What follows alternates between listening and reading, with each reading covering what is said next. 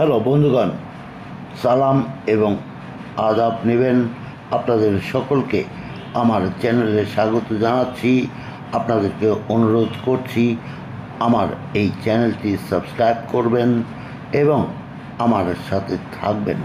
আপনাদের নিশ্চয়ই মনে আছে আমার চ্যানেলটির নাম কামাল স্পোর্টস বিডি, বিশ্ব ফুটবলের আসর। আজকের এই ভিডিওতে আমি কামাল আপনাদের সামনে আলোকপাত করব ইংলিশ প্রিমিয়ার লিগের লিজেন্ডারি ক্লাব ম্যানচেস্টার ইউনাইটেডের লেটেস্ট নিউজ।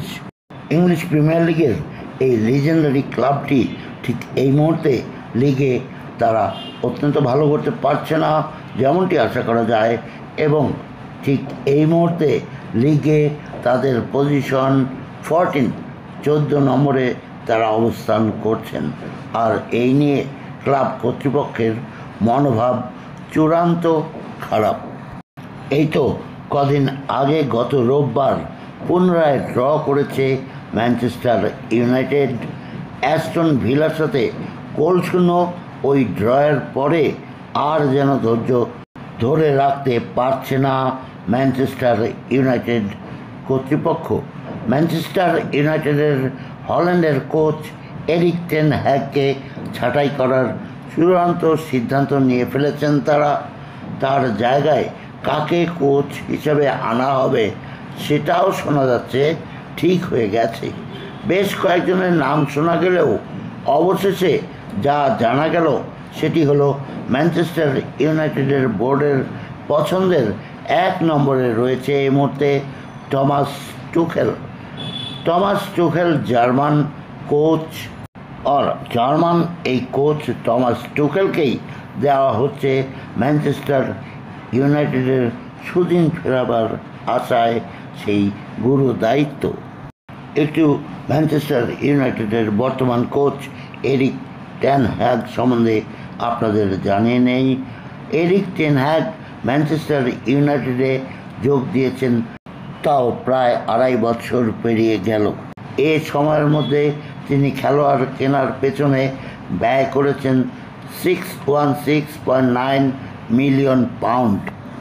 গত এফএ কাপের ফাইনালের সমসাময়িক সময়ে এই কোচকে পরিবর্তনের চিন্তাভাবনা করছিল ম্যানচেস্টার ইউনাইটেড। এফএ কাপ বিজয়ের পরে সে চিন্তাভাবনা দূর হয়ে যায়, কিন্তু এবারের লিগ শুরু হওয়ার পরে একের পর এক হার ও ড্রয়ের কারণে এমনিতেই এই ডাচ কোচকে পরিবর্তনের চিন্তাভাবনা করছে ম্যানচেস্টার ইউনাইটেড কর্তৃপক্ষ। মূলত এরিক টেন হ্যাগের উপরে প্রচণ্ড অখুশি রয়েছে ঠিক এই মুহূর্তে। অবশেষে গত রোববার অ্যাস্টন ভিলার বিপক্ষে যে গোলশূন্য ড্র করেছে ম্যানচেস্টার ইউনাইটেডের খেলোয়াড়গণ, তারপরেই যেন এই চটে ওঠার বিষয়টি প্রকাশ্য রূপ নিয়েছে। অবশ্য ম্যানচেস্টার ইউনাইটেড বোর্ডের চটার আরও কারণ রয়েছে। বিশাল অর্থ ব্যয় করে এরিক টেন হ্যাগ বিরাট সব তারকা খেলোয়াড়দের এনেছেন, অথচ মাঠে খেলোয়াড় সেটিংয়ের বিষয়ে ক্লাব কর্তৃপক্ষের কথাবার্তা বলার সুযোগ থেকে গেছে।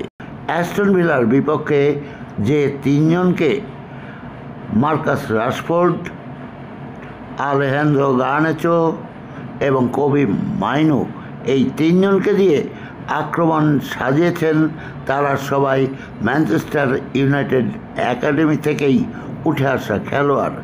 2 জন ক্রিস্টিয়ান এরিকসন এবং জনি ইভান্স ফ্রি ট্রান্সফারে আসা খেলোয়াড়।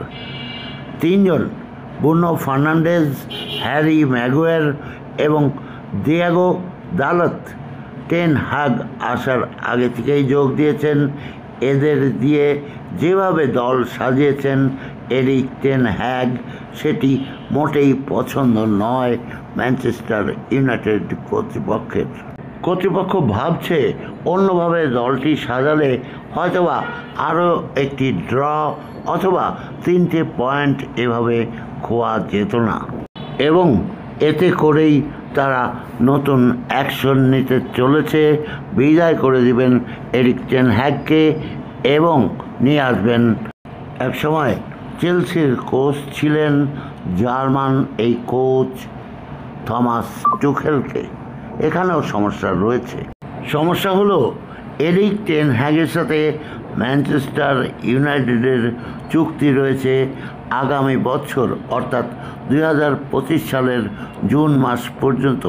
সে চুক্তিটি নতুন কোচ আনায়ন কিংবা এরিক টেন হ্যাগকে বিদায়ের পথে একটি বড় বাধা। ওদিকে থমাস টুখেল বায়ার্ন মিউনিখ ছেড়ে যাওয়ার পরে এখন ফাঁকাই বসে আছেন। তার কোনো দলের দায়িত্ব তার কাঁধে নেই।